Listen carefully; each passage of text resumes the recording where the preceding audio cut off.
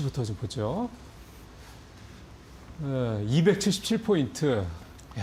퍼센트로 환산하면 한 뭐 5.8, 그쵸. 5.89%? 맘먹으면 하루에도 가요. 예, 조금 무리하면 하루에도 갈 수는 있습니다. 네. 뭐 기왕 277포인트 난 거 뚫어야죠. 일단 네. 뚫는 거고. 사실 최근에 이제 반도체가 좀 약간 주춤하면서 이제 그 외에 그동안에 좀 약간 소외됐던 기존의 종목군을 좀 움직이긴 했는데, 최근에 로봇이 가장 최근 시장의 키워드 두 개를 꼽으라고 하면 이제 반도체랑 로봇이잖아요. 근데 그걸 정리를 하면 로봇에도 반도체가 들어갑니다. 그럼요. 기판도 들어가고. 예, 당연히 그러니까 들어가죠. 네. 두 개가 같이 연결돼 있다라고 보셔도 될 것 같고, 오늘은 그러니까 이제 반도체는 온데 다 들어가는 거예요. 그렇죠. 네. 이제 금융주가 좀 약간 빠져서 이제 미국 지수가 조금 약간 빠지긴 했습니다만, 브로드컴 빼고든 나머지는 그냥 좀 약간 엔비디아, 마이크론 이런 쪽은 그냥 약간 조정 같은 느낌이기 예, 뭐 때문에 1%대 뭐 그 네, 정도더라고요. 크게 네. 걱정 안 하셔도 될 것 같습니다. 네. 그리고 무엇보다 5,000피까지 가는데, 만약에 반도체만 가지고 5,000피를 간다 그러면 정말 공허하잖아요. 아, 그렇죠. 예, 근데 네. 지금은 반도체가 좀 쉴 때 말씀하신 대로 방산, 뭐 조선, 뭐 로봇, 뭐 이렇게 좀 돌아가면서, 원전도 그렇고 이렇게 조방원전이 원래 좀 주도 섹터들이 돌아가면서 이렇게 주는 것도, 그것도 좀 나쁘진 않지 않나. 물론 보니까 확실히 해당 섹터 내에서도 대형주들 중심으로 움직이긴 하대요. 네. 그 밑에 있는 좀 작은, 뭐 이를테면 조선으로 따지면 그 조선사들이 주가는 괜찮은데 기재재들은 뭐 딱히 좀 뭐 그런 것들은 좀 있긴 하더라고요. 소형주 지수 자체가 지금 그것만 보더라도 좋지가 않습니다. 예, 무조건 대형주로 가시는. 예, 아직은 우리는, 미국은 러셀 2000이 작년 말 올 초 많이 올랐는데 우리는 아직은 그 정도까지는 아닌 것 같아요. 네, 두 번째, 이거를 반가워해야 될지 잘 모르겠습니다. 주식투자 24시간 거래소 연장 추진. 아, 이걸 보는 순간 일단 저도 한숨부터 좀 나오긴 했는데, 이건 이제 24시간 추진한다라는 건 이제 27년도 말 기준이고요. 27년도 네, 말까지 24시간 하고, 올해 같은 경우에는 이제 그 거래소 KRX 기준으로 주식 이제 그 장 시작하기 전에 7시에 프리마켓? 네, 프리마켓에서 7시에 시작을 한다라고 하는데, 7시에 왜 시작을 하냐 했더니, 미국 주식이 이제 미국 시장이 6시쯤 끝나니까 지금은 그렇죠. 예, 그 후에 1시간 뒤에 바로 시세가 나올 수 있도록, 이제 미국 주식에서 뭐 올랐다, 미국 장에서 뭐 올랐다 그러면 그 다음날 우리나라 시장에 영향을 미치잖아요. 그런 것들을 이제 투자자들한테 빨리 적용을 시키기 위해서 7시부터 연다라고 하는데, 저녁은 이제 8시까지죠. 24시간 투자를 하는 목적 중에 하나는 환율도 들어가 있는 상황인데요. 사실 그 외환시장 개방 문제가 있긴 하죠. 네. 외국인들, 우리나라도 사실 미국 주식 하려고 그러면 뭐 밤에 본장을 본다라고 하면 밤에 이제 잠 안 자고 봐야 되니까. 근데 미국이나 외국 투자자들이 우리나라 주식 좀 쉽게 사고 팔 수 있도록 시간적으로 그쪽에서 이제 낮 시간에도 이제 거래를 할 수 있게 하겠다, 그런 부분인데, 뭐 홍콩이나 뭐 나스닥도 다 24시간 거래를 추진을 하고 있기 때문에 우리도 따라가겠다, 이런 느낌이라 보시면 될 것 같은데. 예, 뭐 명분은 없는 거는 아니죠. 네. 이게 이제 노조 쪽도 좀 문제가 좀 많이 되고 있거든요. 그래서 어떻게 진행이 될지는 이제 좀 지켜봐야 될 것 같긴 합니다. 네. 예. 근데 사실 뭐 거래소야 뭐 꽃놀이패 쥐고 있는 거죠. 뭐 거래 시간 늘어나고 거래 늘어나면 돈 버는 거는 뭐 그렇죠. 네. 그러긴 하니까. 근데 이제 그러게요. 이제 투자자들이 이제 24시간, 근데 이제 그렇게 대세라고 생각해야 될 것 같아요. 그러니까 주식 투자는 아무 시간대나 할 수 네. 있다라고 아예, 그리고 그게 국내 주식뿐만이 아니라 해외 주식도 이제 아무 때나 내가 할 수 있다. 네, 사실 지금도 뭐 금이나 뭐 아니면 뭐 구리, 그다음에 뭐 지수, 코인도 그렇고. 뭐 달러 이런 것들도 사실 1시간은 쉬거든요. 24시간 중에 1시간은 쉽니다. 근데 본장에서는 거래량이 많긴 하지만, 뭐 금이나 뭐 크루드 오일, 뭐 WTI 오일 같은 경우도 본장에서는 거래가 많이 되지만 그 외의 시간에서는 네. 사실 거래가 맞아요. 거의 되진 않습니다. 네. 그게 30년, 40년 동안 해오던 관행도 있고요.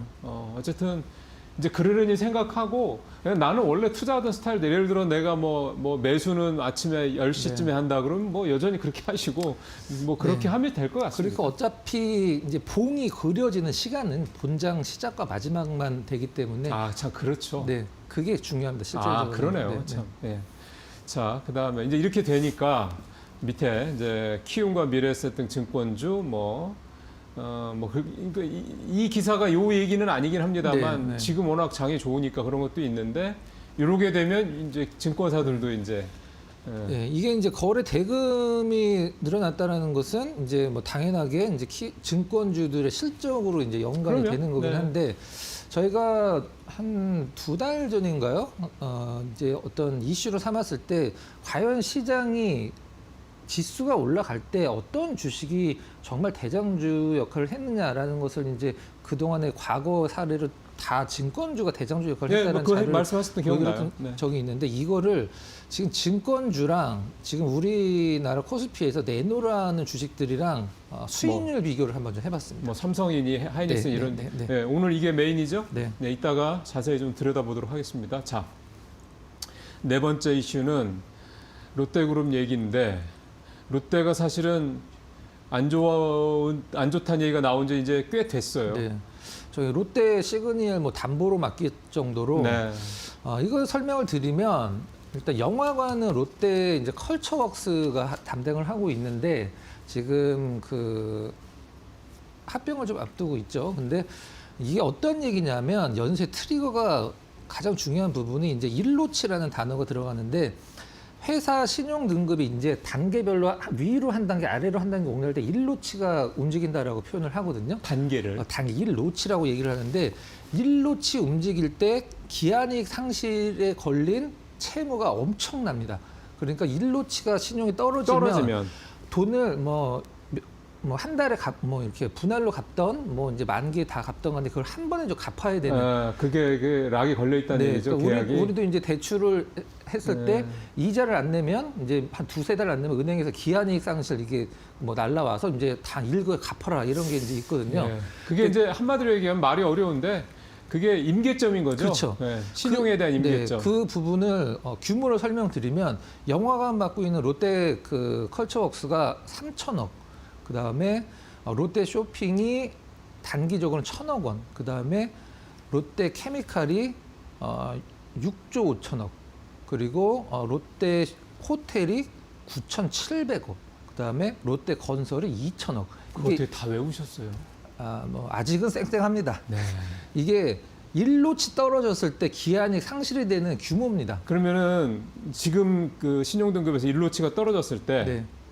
그 말씀한 예를 들어서 하나만 얘기해 주시면 롯데 석유화학이 얼마 아까 6조 5천억인데 롯데 석유화학은 1노치 떨어졌을 때가 1조 원 중반이고요. 네. 나머지는 2노치 떨어졌을 때 다 갚아야 됩니다. 그러면 그러니까 롯데 석유화학 예를 들어서 1로치 떨어졌을 때 1조 뭐 네, 천억이다 네, 치면 네, 1조 천억을 네. 바로 갚아야 된다 이 갚아야 얘기잖아요. 됩니다. 네, 네. 뭐 그러면 근데 이게- 돈 빌려줘 금융회사랑 좀 어떤 협의가 있을 수도 그건 있긴 당연히 하겠죠. 있을 수밖에 네, 네. 없어요. 네. 근데 중요한 건 롯데그룹 특성상 이게 그 재무 이제 돈을 빌린 쪽이 일본 금융기관들이 많기 때문에 일본 금융기관들이 나 몰라 니네 뭐 우리 계약대로 하자 이제 기한이 상실니까 빨리 갚아라고 했을 때 그걸 우리나라 금융기관들이 좀 그 방어력 역할을 좀 해야 커버를 해줄 수 네. 있느냐? 그렇기 때문에 부담이 될 거다라는 게 이 언론 보도의 골자라고 보시면 될 것 같습니다. 근데 지금 보면 석유화학도 뭐 분위기가 나쁜 건 아닌데 아직도 바닥권이고 건설도 뭐 딱히 그렇게 경기가 엄청 좋은 것도 아니고 쇼핑도 사실은 뭐 그다지 그렇게 사실은 롯데 쇼핑도 롯데 핵심이라고 할 수 있는 유통 쪽도 신세계나 현대백화점이나 계속 밀리고 있거든요. 네. 이마트한테도 그렇고. 그러니까 옛날 유통 명가 이런 얘기들은 요즘에 잘 안 써요. 롯데에 대해서. 롯데가 이 상황을 벗어날 만한 뭔가 이렇게 좀 레버리지 같은 게 없네요. 롯데 쇼핑에서 이제 이마트 같은 경우는 그 트레이더스가 지금 굉장히 잘 되거든요. 스타필드, 트레이더스 네, 이게 근데 좀 사실은 이마트를 살리고 롯데 있죠. 쇼핑이 그 코스코를 좀 벤치마킹해서 빅마켓이라는 걸 과거에 알아요. 만들었었는데 트레이더스는 회비가 없잖아요. 근데 빅마켓은 회비를 받았습니다. 트레이더스랑 똑같이. 더 안 되죠. 그러니까 거기 누가 가겠어요. 그래서 그러니까 트레이더스가 회비를 안 받은 이유가 있는 거예요. 네, 우리는 네. 코스트코처럼 하면 안 된다라는 걸 아는 거거든요. 잘 못하는 거죠, 한마디로 롯데는. 근데 이게 롯데그룹이 만약에 잘못되면 이거는 파장이 큽니다. 엄청 크죠. 예, 네. 그래서 이게 대마불사가 다시 또 다시 이제 재현이 되느냐 얘기가 나올 수도 있긴 한데 아마 정부에서도 알 거려. 그래서 아마 이거 금융위원회 이런 쪽에서 아마 지금 뭐 겉으로 드러나지 않아서 그렇지 대비를 하고 있지 않을까 생각을 합니다. 이거 롯데는 쉽지 않아요. 네. 자, 그다음에 어제 주식시장의 히어로죠. 네. 한화. 일단 뭐 기존의 존속 법인에 우리가 아는 대다수의 기업들이 다 남아 있고 그다음에 신규 법인으로 가는 곳을 알아보는 게 더 빠를 것 같습니다. 그럼 말씀드리면 뭐 하나 비전, 그다음에 하나 세미텍, 하나 모멘텀, 모빔. 그다음에 하나 로보틱스, 그다음에 로보틱스. 갤러리아, 갤러리아. 뭐 하나는 리조트 이쪽. 예. 어제 이제 하나랑 갤러리아 빼고는 사실 움직인 종목이 거의 없습니다. 네, 갤러리아는 일단 이게 이제 떨어져 나가는 쪽 삼남 그 세 번째 아들이 김동선 네, 그분이 부사장. 운영하는 쪽이 이제 다 떨어져 나가는 것 같은데 그분이 이제 갤러리아 2대 주주, 이제 하나가 1대 주주고 이제 갤러리아 하나갤러리 2대 주주니까 하나 갤러리아가 그 이쪽에서 좀 약간 지주사 역할을 할 수도 있을 가능성이 있다라는 분석이 예, 나오면서 원래 백화점부터 시작을 했어요. 네. 그 김동선 부사장이. 그래서 그 김동선 이제 삼남이 갖고 있는 이제 지분이 두 번째로 이제 지주사 빼곤 가장 많죠. 그래서 그쪽이 좀 부각이 됐고 예. 이게 이제 분할 비중이 어차피 인적 분할이기 때문에 그냥 뭐 하나 갖고 계신 분들은 신규 이제 법인도 다 이제 나눠주기 때문에 비율이 문제긴 합니다만은 비율이 76점 몇 대 23점 몇으로 나오긴 했는데 이게 뭐 곰곰이 생각해 보면은 사실 좀 약간 그 신설 법인을 좀 약간 후하게 준 것 같은 느낌도 없지 않아는 있는 것 같습니다. 로보틱스 같은 경우는 하나 로보틱스는 매출이 100억이 안 됩니다. 뭐 80억, 90억 정도. 근데 뭐 지금 로봇 그런 거기다가 갖다 붙인 것 같기도 하고 네. 또 하나 저는 좀 의아스러웠던 게 세미텍을 갖다가 이쪽으로 붙인 게 좀 그 비전하고 세미텍을 갖다 붙인 게 좀 하나 의외더라고요. 모멘텀이 비상장이긴 하지만 하나 모멘텀이 사실 뭐 엔지니어링이나 장비, 기계 쪽이거든요. 그래서 네. 세미텍이랑 어느 정도 좀 약간 연결고리도 좀 있어서 묶어놓은 것 같습니다. 그래서 저도 어제 이거 보면 들었던 생각이 김동관 부회장 네. 장남이죠. 그리고 지금 하나의 사실상 지주회사 격이라고 할 수 있는 하나에너지 이제 상장을 이제 아마 곧 할 텐데 올해 내년 중으로 거기 지분 50% 갖고 있고 요게 이게 4,562억이 총 발행 주식수의 5%가 넘거든요. 예. 그래서 이거를 우리나라 정부 들어서 이제 뭐 지주사, 뭐 이 자사주 소각 얘기 나온 이후로 가장 큰 예. 규모로 예. 이제 그러니까 저것도 이제 저거는 인적 분할에 대한 시장의 혹시라도의 어떤 그런 반발이나 우려를 네. 자사주 소각을 저렇게 세게 하면은 뭐 당연히 주가 오를 거는 뻔하니까. 자사주에다가 신주를 배정을 안 하겠다. 그 네. 뜻으로 이제 보시면 됩니다. 글쎄요. 네. 그런 어떤 역할인 것 같고 결국은 이제 김동관 부회장이 확실하게 이제 김승현 회장을 이어서 한화그룹의 뭐 이제 뭐 주인이다, 뭐 네. 이제 경영권 승계자다 이거를 명확하게 하는 저는 오히려 시장에서 이제 김동관 부회장이라는 그 인물에 대한 평이 좋기 때문에 지금까지 퍼포먼스도 사실 되게 좋았고 트럼프 대통령도 굉장히 좋아하는. 예, 그러니까 그거에 대한 그러니까 이 내용 자체가 이제 김동관 부회장이 방산하고 조선 쪽으로 이제 확실하게 그룹의 메인 섹터로 이렇게 갈 수 있게 이제 뭐 이를테면 여기 곁가지들 다 쳐준 거잖아요. 따지고 보면. 하버드 다닐 때 학생 회장까지 할 회장까지 정도로 이게 했다고 언변도 굉장히 뛰어난 분이라고 하더라고요. 네. 뭐 여러 가지 미담들이 많은 분입니다. 네. 어쨌든 젊고 능력 있는 사람이 벌써부터 그런 퍼포먼스를 보여준다고 그러면 또 김승현 회장이 아직도 정정하신 분이지만 자기가 건강하고 정정할 때 이렇게 싹 정리해주고 이런 것도 되게 좀 네. 딴 그룹들에 비해서는 되게 바람직해 보입니다. 이걸 좀 가볼까요? 네, 가보죠. 네. 네. 네. 이제 내용은 굉장히 심플하긴 합니다. 일단 뭐 코스피 랠리가 계속되면서 이제 그 국내 증권사에 위탁 수수료, 보통 브로커리지라고 얘기를 하는 여러분들이 거래하실 때마다 내는 이제 수수료가 이제 늘어나기 때문에 증권사들의 수익이 늘어나고 있다. 그다음에 이게 이제 작년에도 좋았지만 연초에도 이제 강세장이 이어지면서 고객 예탁금이 늘어나고 있는 상황이고, 사실 이거는 이제 은행에서 돈이 굉장히 많이 빠져나가고 있다라는 기사는 며칠 전서부터 계속 나왔었는데. 머니무브 얘기 자꾸 나오더라고요. 그렇죠. 네. 열흘 사이에 은행 예탁금이 28조 원이 감소가 했다라고 합니다. 이게 전부 다 주식시장으로 들어오진 않았어요. 주식시장으로 봤을 때는 이제 올해 기준으로는 이제 예탁금이 5조 원 늘었고 한 달 전 기준으로 13조 원이 늘어긴 했는데 일평균 최근 4분기 일평균 거래대금이 거의 37조에 대단하다. 육박할 정도로 이게 뭐 그냥 증권회사들은 그냥 가만히 앉아만 있어도 돈이 들어오는 지금 구조라 보시면 됩니다. 네. 작년 4월에 한참 안 좋을 때 그때 둘이 그 코스피 코스닥 합쳐서 10조가 안 됐던 날도 있었던 것 같은데 네. 와 3배가 거의 4배 가까이 늘었다는 얘기입니다. 어쨌든 자 다음 가보죠. 이거는 이제 지금 뭘 제가 준비를 한 거냐 하면 방금 이제 앵커께서 작년 4월에 시장이 안 좋을 때라고 표현을 하셨었는데 4월 9일이 작년의 역사적인 저점입니다. 저점이에요. 네. 그때 주식을 똑같이 샀을 때 수익률이 어떻게 달라지는지를 말씀을 드리는 기준점을 겁니다. 4월 9일로 네, 잡으셨군요. 그게 4월 9일입니다. 네. 이걸 먼저 보여드리는 이유는 삼성전자가 가든 하이닉스가 가든 현대차가 가든 증권회사는 누가 가든 상관이 없다라는 거죠. 이게 이제 뭐 그 하우스 엣지라는 어떤 네. 표현을 쓸 수가 있는데 카지노는 누가 이기든 돈은 이제 카지노가 벌죠. 카지노가 버는 네. 거예요. 그러니까 네. 미래에셋이 작년 4월 9일 날 샀을 때 247%입니다. 근데 삼성전자는 164% 어제 기준으로 뭐 압도를 하죠. 이제 하이닉스는 워낙에 높으니까 뺐습니다. 이제 삼성전자만 넣고 다음 종목 네, 다음 종목 보도록 가보죠. 하겠습니다. 이번에는 뭘까요? 현대차. 현대차입니다. 현대차는 뭐 이제 뜨기 시작했으니까. 그렇죠. 이제 뭐. 작년 4월 9일 날 역시 같이 샀을 때 미래에셋은 똑같이 247%, 네. 현대차 131% 이렇게 보시면 돼요. 다음 종목 가보겠습니다. 다음 종목 한화오션입니다. 한화오션입니다. 물론 조선주. 네. 조선주 그렇게 얘기를 하더라도 증권주의 뭐 사실 비빌 바가 아닙니다. 그러네요. 사실 코스피 레버리지를 사는 것보다 증권주를 사는 게 수익이 더 월등합니다. 2배 이상이 훨씬 더 나옵니다. 세 번, 그다음에 또 가보죠. 미래에셋 더 높고 하나오션 반도 안 되죠.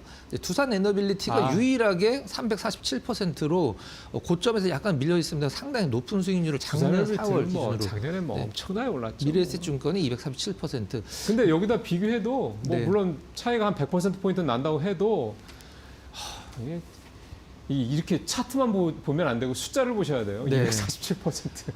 코스피 200 레버리지보다 훨씬 높은 수익입니다. 그러니까. 2배짜리보다. 다음 장 한번 보도록 하겠습니다. 자, 오늘의 마지막 종목 비교할 에어로스페이스 방산 가야죠. 그렇게 방산하더라도 사실 하나 에어로가 이제 4월 9일서부터는 사실 그렇게 많이 오르진 않았거든요. 86% 생각보다 안 올랐습니다. 그러게. 네.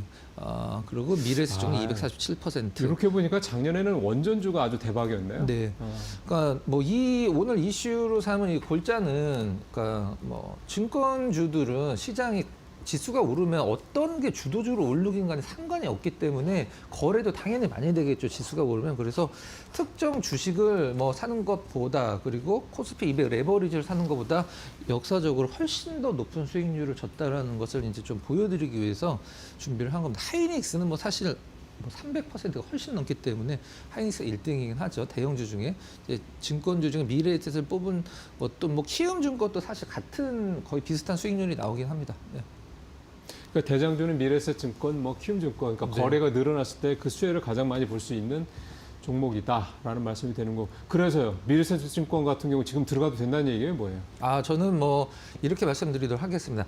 안 사서 올라가는 것을 배아파하기보다는 사서 혹시라도 하락하면 같이 좀 아파하는 게 낫지 않을까 뭐 그 생각입니다. 행동하자는 얘기죠. 네. 네, 생각만 하지 말고. 네, 오늘 여기서 마치도록 하겠습니다. 참, 아니다. 제가 이게 여기에 빠져가지고 관심주 가야죠. 죄송합니다. 시간상 간단하게 한번 좀 가보도록 하겠습니다. 아니요, 네. 시간 한 3분 돼 있어요. 네. 네. 내용을 보면 뭐 사실 실적이 굉장히 좋아졌습니다. 아유, 실적이 그러네. 뭐 4분기에 이제 벤필도 3분기에 나온 거기 때문에 4분기 실적이 공백이었음에도 불구하고 이제 실적이 전년 대비해서 굉장히 좀 좋아졌고 코웨이, 하이브, NC소프트 지금 맞아요. 가치만 지금 와, 코웨이가 25%, 하이브, NC가 다 한 7, 8% 정도를 갖고 있거든요. 거기 이제 지분 가치, 그 다음에 연결이익 따진다라고 했을 때 지금 아이고야. 지분 가치만 2조 원이 넘는데 지금 현재 시총이 4조 4천 4조 4천억이니까 퍼 한 6배 정도 수준입니다. 넷마블 경우에 그리고 이제 해외 매출이 7, 80% 전체 매출에서 차지를 하고 있기 때문에 고환율 수혜주를 얘기를 하는데 그러게요. 네. 과거에 이 홍콩의 이제 소셜 카지노 게임사 스피넥스를 2조 원 넘게 주고 샀을 때 거의 다 달러 빚으로 사서 이게 뭐 매출이 고환율인데 매출이 많이 나오지만 그래도 이 달러 빚이 많기 때문에 거의 뭐 양날의 검이라고 하긴 글쎄요. 했습니다만 이걸 거의 다 이제 갚았고 이자도 대부분 납부를 했기 때문에 아 그래요? 그 네. 2조 들어갔던 거 달러로 샀던 거 다 거의 정리됐대요? 다는 안 갚고요. 이제 고환율에 의해서 이제 그 갚아야 되는 이자 비용이 거의 없다라고 이제 밝히고 있습니다. 어떤 계약이 있어도 장애인 모르겠는데 표현은 이제 리포트에 그렇게 돼 있는데 그러니까 이 그 부채 자체가 네. 줄었다는 얘기보다도 네. 스피넥스에서 24년도에 배당이라고 표현하더라고요. 배당만 거의 한 1,000억 원 정도가 나왔어요. 그래서 지금 고환율, 그다음에 실적, 그다음에 갖고 있는 지분 가치 봤을 때 굉장히 저평가고 차트만 간단히 한번 네. 보도록 하겠습니다. 아이고야. 주봉 차트예요. 주봉 차트인데 그동안에 일단은 뭐 여러 가지 문제가 좀 있긴 했었습니다. 게임주들도 시장에서 좀 소외가 좀 됐었고 이제 바닥은 잡았고 일봉 이거 주봉 차트거든요. 일봉 차트 보면 나름대로 이제 저점에서 올라오는 느낌 가질 수 있으니까 가격적으로는 뭐 거의 뭐 하반 경직선을 잡았다라고 생각을 하고 있기 때문에 네. 넷마블도 지켜보시면 될 것 같습니다.